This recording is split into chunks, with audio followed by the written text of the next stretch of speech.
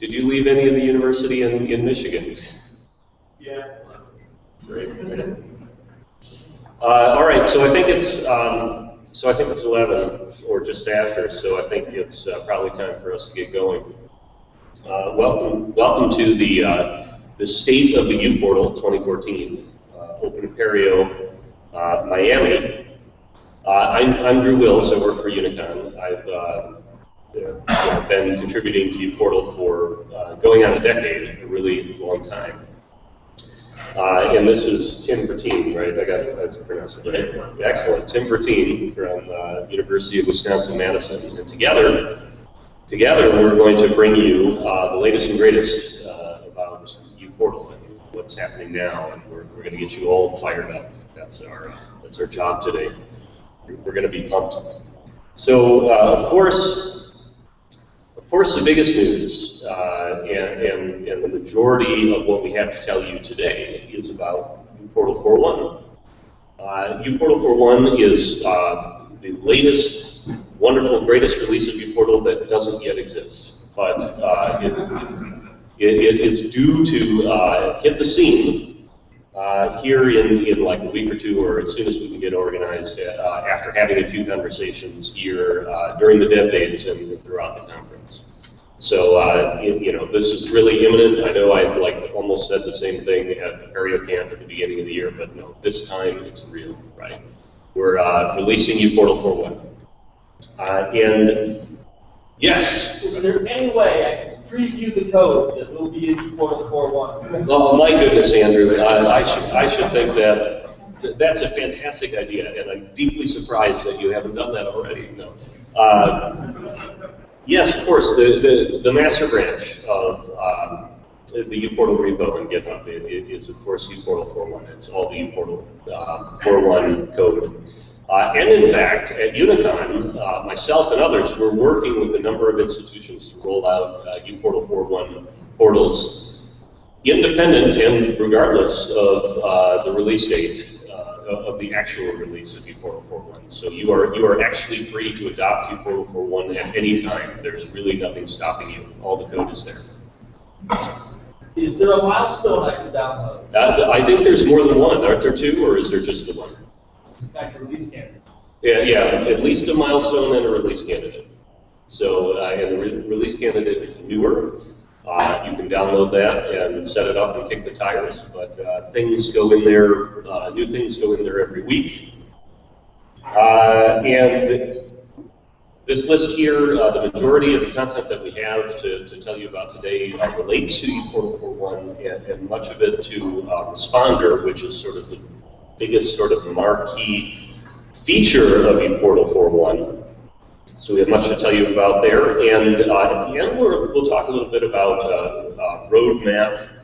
It's less of a map, more of a guideline, but there are some things to share there. So let me jump right in. Responder, right? Okay. Well, what is Responder? May have that on the next slide. Let me see. Okay. Here is a screen capture of the Responder.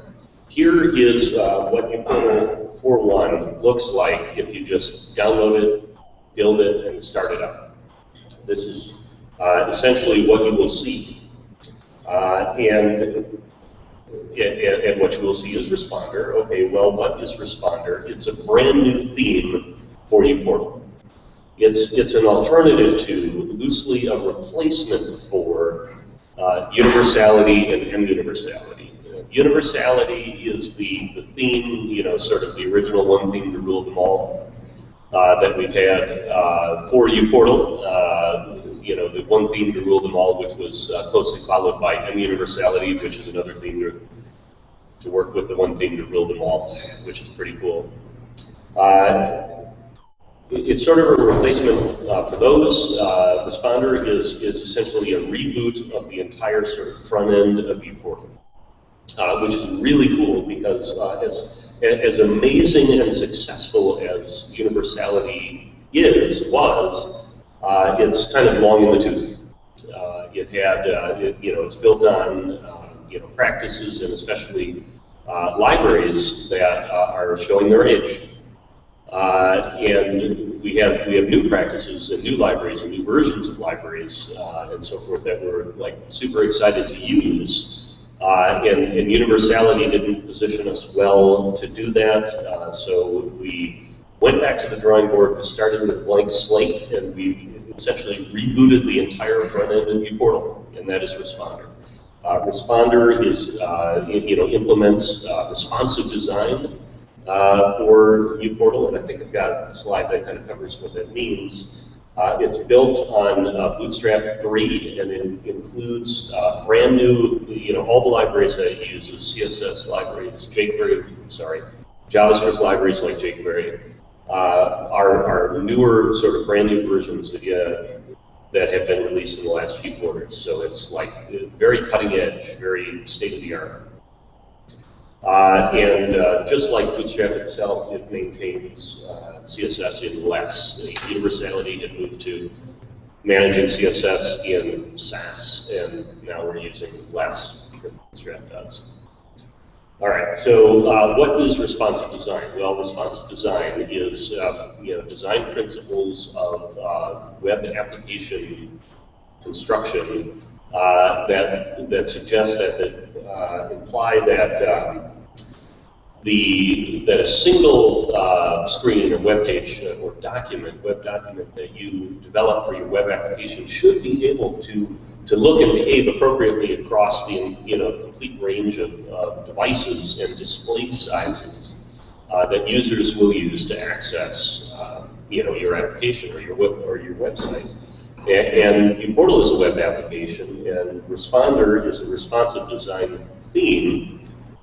So if you access, on the left, for example, if you access uPortal with a desktop or a laptop or something with sort of a full HD or nearly display size, you'll get an experience kind of like that, which is new and improved and modern looking and wonderful, but relatively similar to, in basic structure to what you would see in Universality or in many versions of uPortal before now. Whereas on the right, if you access the portal on your phone, you will get an experience that that resembles the desktop experience, but many of the sort of widgets and portlets and elements of the page have been sort of reimagined or wrapped or rearranged to be more suitable for that kind of device. And this is the essence of responsive design. This is the advantage of Responder and Bootstrap. And this is what we've done for uPortal 4.1, and it's exciting, and it's really cool, and it's ready to go. All right, another, besides responsive design, besides reloading all of the libraries that we use to build uPortal's front end, another extremely cool feature of Responder is this notion of regions. We in uPortal have been, certainly myself and a handful of others in uPortal have for a long time been placing content in the form of portlets on the portal page in places besides the tab column hierarchy. That's a long sentence. I hope that all sinks in. Traditionally in uPortal, portlets are arranged in a tab column hierarchy. There's a row of tabs at the top. You click it through the tabs to navigate to different pages in the portal. And then within any page, the portlets that appear on that page traditionally are organized into columns. And each portlet is placed in like a Chrome box on the page. So it's, it's sort of a grid-looking thing. But for a long time now, uPortal practitioners like myself have been placing portlets all over the page. And we could do that successfully, but in Universality or anything previous to Responder, that was done in a way that was, sort of always one-off and ad hoc. It wasn't systematic. There wasn't a plan for it. There wasn't frankly a lot of documentation for how to do that. But that is all changing with Responder. Now we have this concept of regions, and this is a feature of uPortal, but it's also very much a feature of Responder. This is something that's baked into Responder. So the regions feature views the portal page as a collection of named zones or areas. And I've got a graphic here to kind of represent what that means.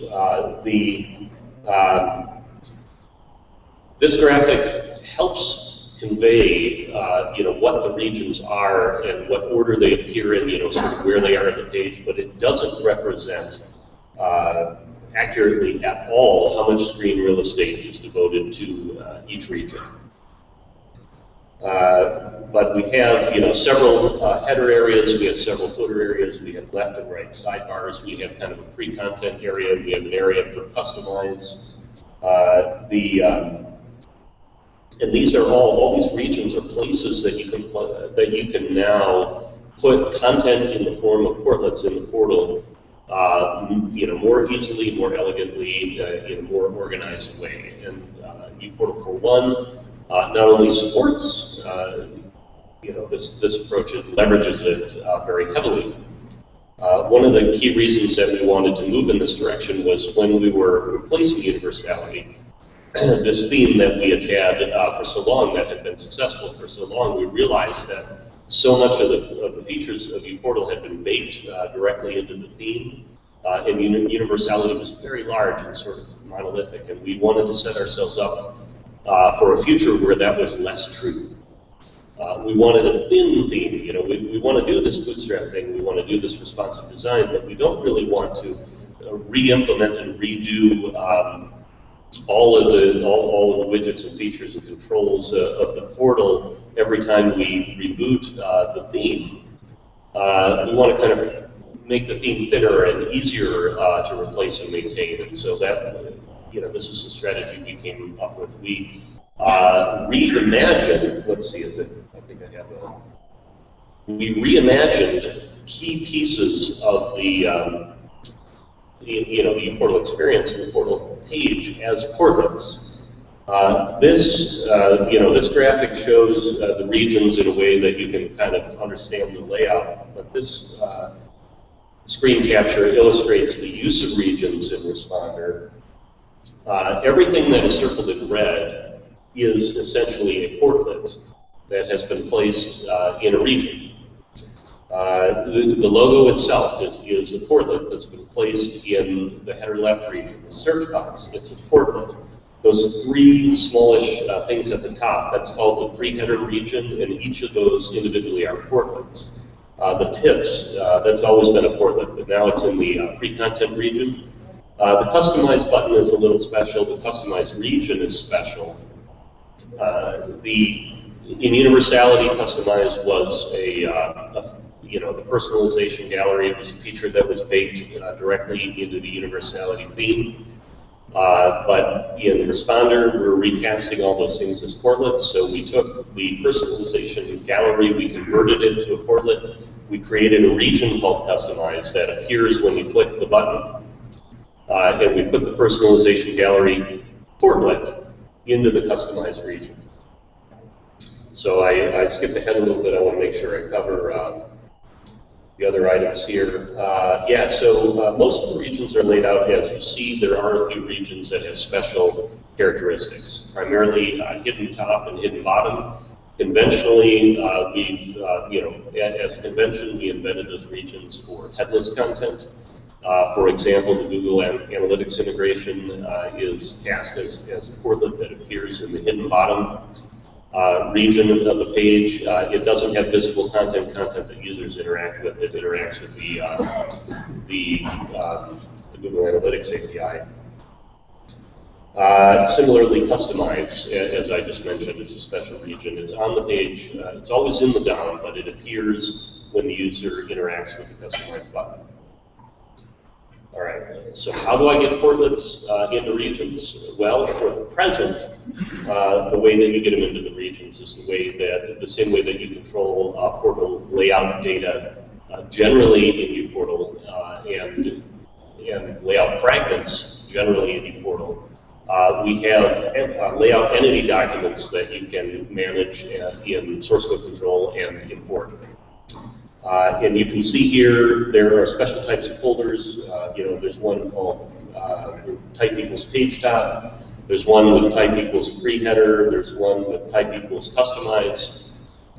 You manage these layout documents that have folders that target these regions, and responder and uPortal and the structure transformation, the theme transformation. They know what to do based on these folder types. All right. So that's regions. Regions is a cool new feature of Responder for uPortal 4.1. Here's another. Dynamic skins. Just like we reimagined the logo, just like we reimagined the search box as a portlet in Responder, we've actually reimagined the skin itself as a portlet in Responder. We have a portlet called Dynamic Responder Skin in the default data set.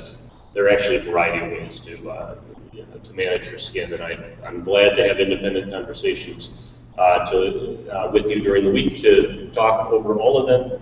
But this way is really exciting and cool. We have a dynamic responder skin portlet that is a part of the layout. It uses for those who know the portlet API, it uses the render headers subphase to put a link to link in the skin CSS in the head of the DOM. It's dynamic because it operates in two possible modes. There's normal mode, which is what it's in when you first start the portal, when you first initialize the database and start the portal. But you have, as a highly privileged user, as an admin of the portal, you have the opportunity to go in and switch this portlet from normal mode to dynamic mode, which exposes some form fields, some inputs that allow you to launch a color picker and choose, what color you want your portal to be. So I can take it from the blue to kind of an elegantly styled pink or green in like 15 or 20 seconds, which is really cool. I can do it either by clicking in the color picker somewhere to choose a different shade, or by entering a hex code representing my institutional green or what have you. It takes very little time.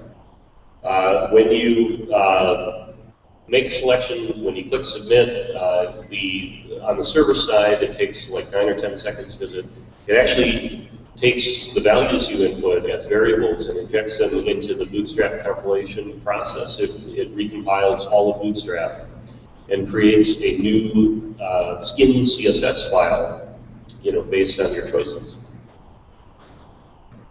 which is really neat. Another thing that you can do now in Responder and uPortal 4.1 is access portlet config mode directly,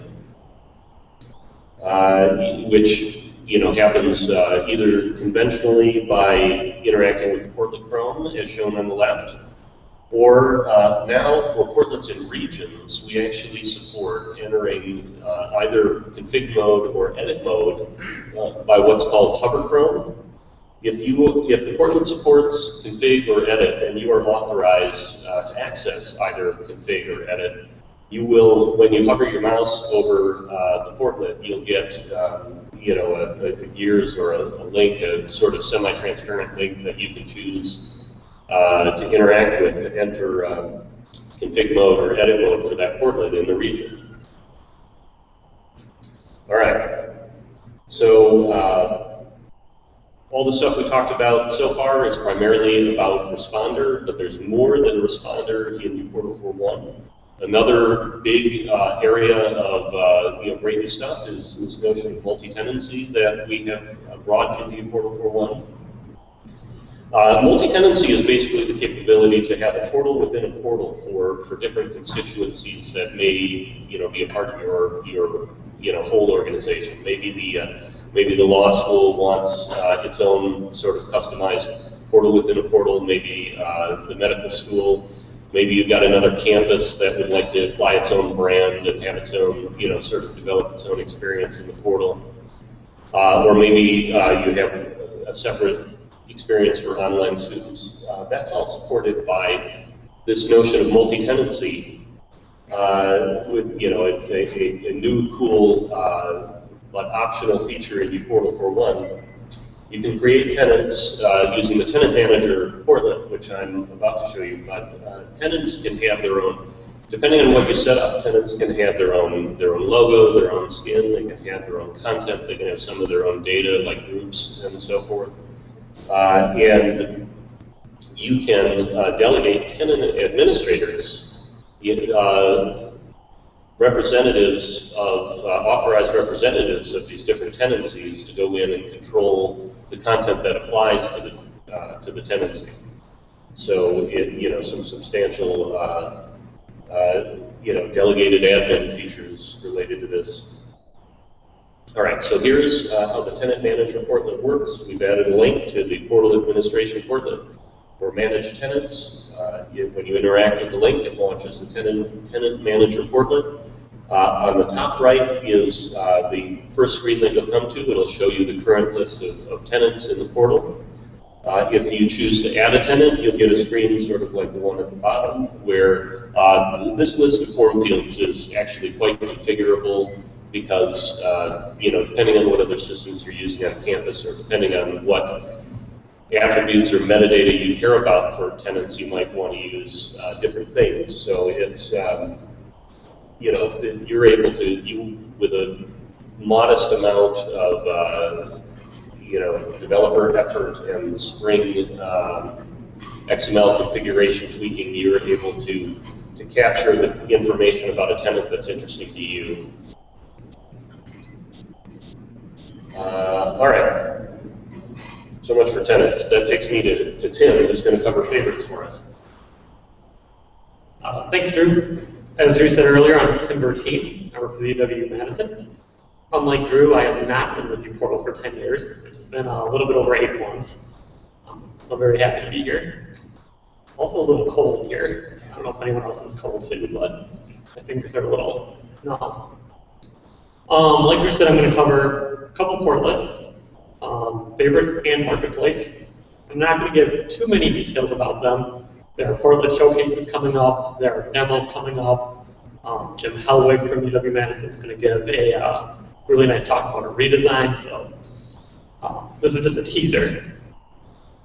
So one of the things we have in our new beta in 4.1 is a favorites portlet. It's an alternative approach to layout. It genuinely uses favorites and favorite collection types. So what this means is we have a portlet. Here in Madison, we're going to replace tabs with it. Where normally uPortal, you see your tabs up and top. We're going to not display those anymore and display different collections of portlets. But by using a genuinely favorite collection type, you can use tabs and favorites together. All the DLM tricks and techniques apply, so everything you've been doing before with your folder collection types will still work. And there's a slide coming up about that. It is very promising, very exciting. It's a bit rough. Every day finds new things, but we're pushing forward at IUW. There's a lot of good things to come. So here is the favorites portlet. You can see we have collections of portlets signified by the little arrow. Clicking to those will go to a fragment in a focus mode, where you can see a collection of portlets underneath that. So it behaves very similar to tabs. The stars you see are actual portlets. Clicking those portlets will actually go right to the portlet itself. We're using it at the UW to get people to where they want to get to faster. So as I was talking about before, it does respect DLM fragment tricks. So you can see you can delete certain fragments. You can't delete certain other ones, signified by the lock. You can reorder these, except where it's not allowed. So as you know, tabs you can reorder, some tabs you can remove, and favorites respects that. We've also have a really easy way to add to favorites. Every portlet you see in the little Chrome will have a button, added to favorites. Also in this edit mode is how you remove it from your favorites. So like I said, it's just a way for users to get to what they want quicker. I'm going to talk about the Portland Marketplace. So we're getting more of an app store feel in uPortal, designed to make you find what you want easier. You can search it. It kind of has that wow factor. You're going to go into the store in your uPortal. You're going to find what you want. You're going to download it. You're going to use it. Really want to get users engaged in uPortal and not just here's your tab. No one ever modifies it. The Portland Marketplace has got an initial view, a landing page, and every portlet also has an entry page. So here's kind of the initial view. A little hard to see, but you come to the portlet. It tells you, gives you a list of everything that you're allowed to see. So this means that if you can subscribe to it, and also there's a browse permission. If you can browse it in the marketplace, you'll see it pop up. There's a featured list, so everything that has a category of feature will appear in this featured area. It's a good way to promote content. And also you can search dynamically. The search bar up at the top will automatically filter everything you see there. And you can see more about the search at the Portland Showcases. And here's an entry page. So every portlet you see there, you click it, click the details, you go right to the entry page, you click the title, you go to the portlet itself. Every portlet gets an entry page automatically generated by its portlet definition file. So it takes the title, it takes the categories, it takes the description, and then you can also add a few things like screenshots. So if you see there's a screenshot there, and that'll actually scroll through multiple screenshots you have enabled. There's a rating aspect to the marketplace. The users are invited to come and give a 5-star, 0 to 5-star rating on the portlet. They're also invited to get a review. All of this is aggregated up by a job that's already included in the portal. So the reviews will get added up and get an average so users can see what's popular, what they want to see. There's a what's new. On the portlet definition, it invites you to make a what's new beam. So you can see kind of new features. Using the categories that are already included, it figures out what's related to it. So you can see here that this Portland Marketplace is related to 5 other ones. And then it also gives you the categories. And then that categories will go back to here. You can sort via category, and you can see every app that's in that category. It also has integration with other aspects of the portal. In every options drop-down, it invites you to rate the portlet while you're using it. You get a little nice Twitter Bootstrap modal. It says if you've rated it or if you haven't rated it, and invites you to give it a star rating. It also integrates with search. When you search and gives you portal content and it's a portlet, it'll give you a About This App link. So you can go right to the entry page to learn more about it. So those are those 2 portlets. Like I said, there's going to be a lot of demos about it. There's going to be a portlet showcase about it. Feel free to come and ask anybody from Madison about it. But 2 very exciting portlets.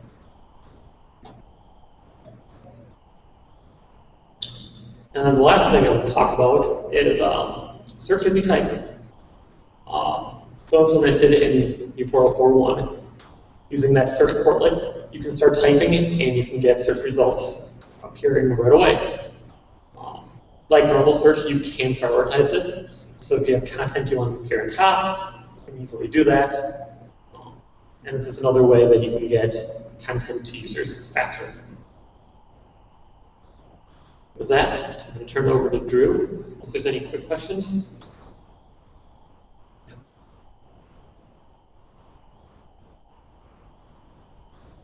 All right. So just a couple more things, really. Another really cool feature in uPortal 4.1, we've taken tags, the person attributes group store, which of course has been with us since the earlier days of uPortal 2, and it is ubiquitously, I think, implemented by uPortal adopters. aware of a uPortal that doesn't use tags. And we've converted the configuration of it, or optionally, I guess I should say, converted the configuration of tags from something that you manage in a large XML file, tags group store config.xml, and instead now you have the option of managing tags groups as individual database entities. This conversion process is very similar to what happened in DLM a couple years ago. Those who've been around a while may remember that we had and Wisconsin still will remember that we had a file called dlm.xml, where we used to configure, our fragments and some of the details about our fragment, essentially our fragment definitions. You would define, the name of the fragment, the audience of a fragment, who's the user account, and who, exactly, and precedence, that's the other thing, the precedence of the fragment, the order that they would appear in a large file called dlm.xml. Well, a few years ago, we moved that to database entities. We broke the file up into individual entity XML files, and we import them into the database. This is a nice transition. It's a good thing to do. It was good then. It was good good now with tags groups, because it means that we can make changes to these without a rebuild, redeploy, restart of the portal server. And that's something that we'd like to support. And furthermore, it paves the way now for us to develop something that we haven't done yet, but for us to develop an admin UI for managing these things. Right now, the way that you manage database tags groups is through import-export, by importing the tags groups that you want. But in the future, we now have the way paved for us to create an administrative UI that would allow you to do that, as a privileged user in the portal directly. So database tags groups also works fabulously well with multi-tenancy, because when you create a tenant, you might want a good way to associate users with that tenancy, and tags groups are a good way. And we can create new tenants and create new tags groups now, both without restarting the portal. I think this is the last one before the roadmap stuff. There have been some enhancements to the SQL query portlet type that now supports SPEL, S-P-E-L, which is String Expression Language. You can now use person attributes, user attributes in SQL query type portlets. All right. Then I hope there are a lot of questions, because we seem to have moved more quickly than I imagined. But we have been kicking around a number of sort of high-level, larger, actually, roadmap items recently. And I wanted to take a moment to list them and talk about them here in order really to feed the buzz machine, because it gives you an opportunity to think about them and tell us or tell each other which of these you consider important, or if you don't consider them to be important. But one of the big initiatives that we would like to, I think there's general consensus that we would like to kind of address and pour some energy into, is replacing the gap code, the groups and permissions code in uPortal that is, some of the code that's been there longer than almost any other subsystem.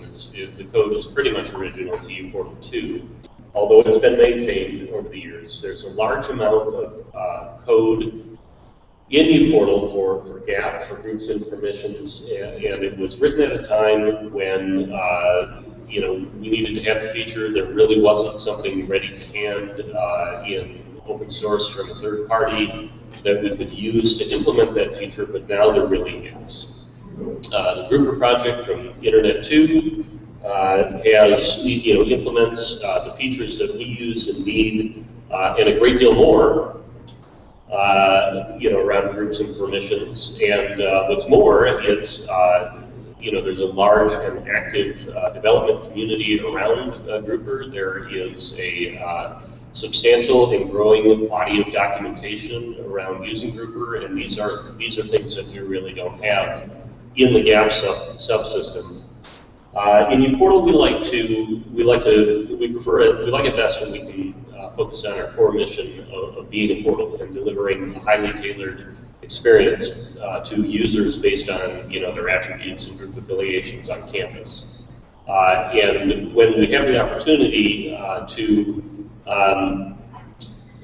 to let go of some code that's not a part of that, not really a part of that core mission, in favor of picking up a viable and compelling and well-implemented, well-maintained third-party library that handles those things, we like to do it. And so this is just another example of that theme. We have the opportunity to do that with using the Grouper API core library. Okay, so but that's a substantial piece of work. Another substantial piece of work is we are looking at refactoring the organization of uPortal source code and the organization of uPortal distributions. We perceive a need for multiple distributions, kind of the way like Eclipse has multiple distributions. We perceive the need for being able to offer a slim distribution that is boiled down to the kind of the core essentials of the uPortal platform, as well as a distribution that is like a fully featured campus portal distribution, kind of with all the bells and whistles. The latter is really what we have right now, or what we've been focusing on right now, and that's great because we need a distribution of uPortal that people who are new to uPortal can download, can build and start up very quickly, and look at uPortal with a lot of content and stuff in it, right? That's a much more compelling evaluation experience. And it's great that we have that, and we really focused on that, but we also have a need for a slimmer distribution. Okay, now I've looked at uPortal and I'm impressed with the platform and I want to do something with it, but maybe the something I want to do isn't actually a campus portal. Maybe I want to build out an application for student applications to my college or my college system. Or maybe I want to build out something else that's not really a campus portal. I shouldn't have to take all this other noise, all this other stuff that's really about a campus portal. And almost a corollary to that, or something that plays in well with that desire, we are not. I wouldn't say we're universally convinced and committed, but many of us are exploring quite seriously the idea of dropping the hybrid Maven-Ant build system that we have right now in favor of a Gradle-based build system. So I've got a room full of Java developers. How many have done anything with Gradle? All right, this is great. That's actually better than I would have guessed. I'm delighted to see that. So you are well positioned, to do all this work for us. But at least you're well positioned to be, to use it when you can manage to do all that work. So my exposure to Gradle is not as much as I would like. I did a half-day training seminar at the Great Conference, GR, and then Arabic 8 Conf last year in Minneapolis, and I was very impressed. I kind of went in intending and expecting to be impressed, but that's okay. I was very impressed. I believe, personally, strongly that the things we do in uPortal, and have done as long as I can remember, and I can remember a long time, the things we do around providing shell-based administration tools, like the database import-export tools, like deploy portlet app, like MD5 password, the thing that creates local user authentication, that those things would be easier, significantly easier to create and maintain in a Gradle-based build system versus either Ant and, for heaven's sakes, Maven. How many have written Maven Mojos? Just me. That means I'm in a room full of people who are all smarter than me. Just don't do it. It's not for the faint of heart. All right, so I think we would position ourselves better to write and maintain those tools to whatever extent we want to have them in a Gradle-based build system. Oh, and another thing, build times for uPortal, particularly in the full, deploy here, all the bells and whistles version of uPortal. Build times have begun to become a real issue. I do training for uPortal, uPortal platform training and uPortal Portlet development training. And I don't know if you've seen it, it kind of blocks out the back of the room. I have a really substantial laptop. And it's very powerful, and it has a solid state drive, and I can build uPortal, I can clean and reinitialize, rebuild everything. Clean and FUB uPortal in about 2 minutes and 45 seconds. But usually the people who are new to uPortal and in training and bringing their laptops, some of which are often loaners, can't do that. Usually it's 8 minutes, 9 minutes, 10 minutes, 12 minutes. It can be, and that's painful. Gradle offers many features, including the fabulous daemon that you can start up, that I think, I believe, I have significant personal conviction, would speed up the build substantially. And that, I think, that's a great value to us, because when you're brand new to uPortal and a potential future contributor, it's kind of a turnoff to spend 8 or 9 minutes building the portal. Spring security, this is not the first time that this has been on our roadmap. It continues to be on our roadmap. We have Spring security in the portal. The truth is we have Spring security in uPortal, but we'd like to have more of it. We'd like to implement security in the portal sort of comprehensively with Spring security.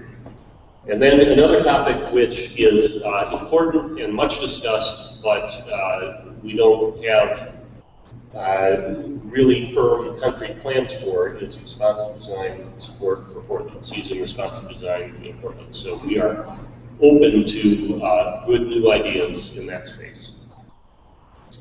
And that is the last of my slides. Looks like we have 6 or so minutes for questions. More questions? Yes? So for your spring framework, what version? We are, off the top of my head, in uPortal 4.1, what are we, 3.1 and change? 3.1.2, not 2, that's right.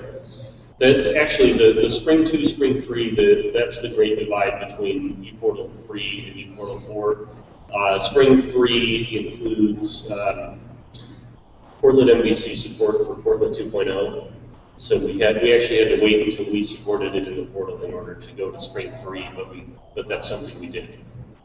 Yes?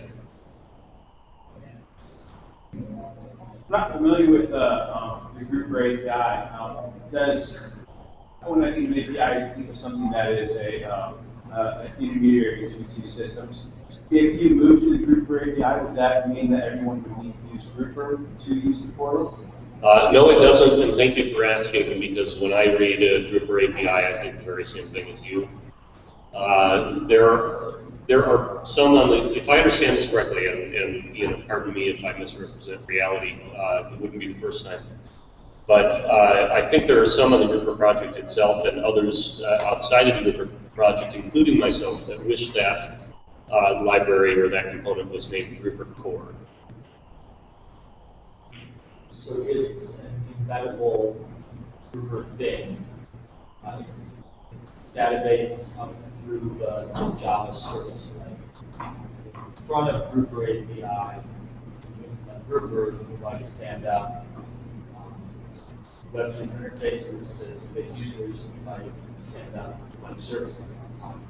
Grouper API is the core thing. It's a kind of replacement for the underlying permissions code that we love and crafted in the world.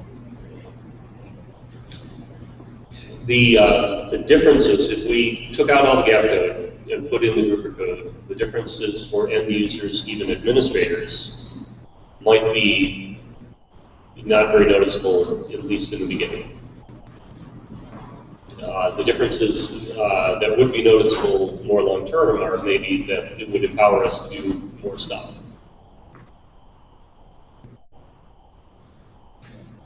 You currently have an ability to connect to an external grouper like one of those groups in portal, and I actually think that's a feature that you're not going to regress on. You have at least on par ability to integrate with an external. That distribution. Yeah. Sure ought to be an annual phone call.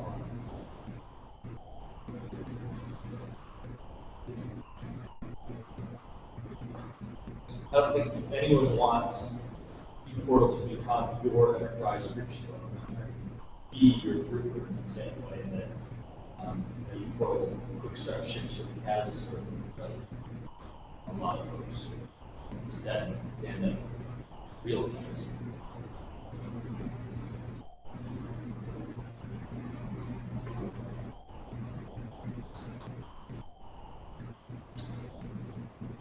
More questions? This is a big group.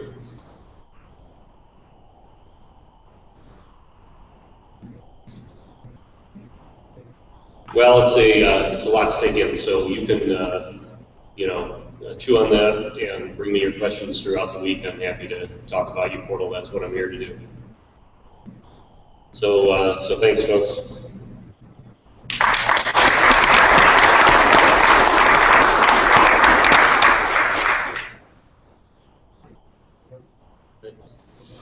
I'm about to lose batteries.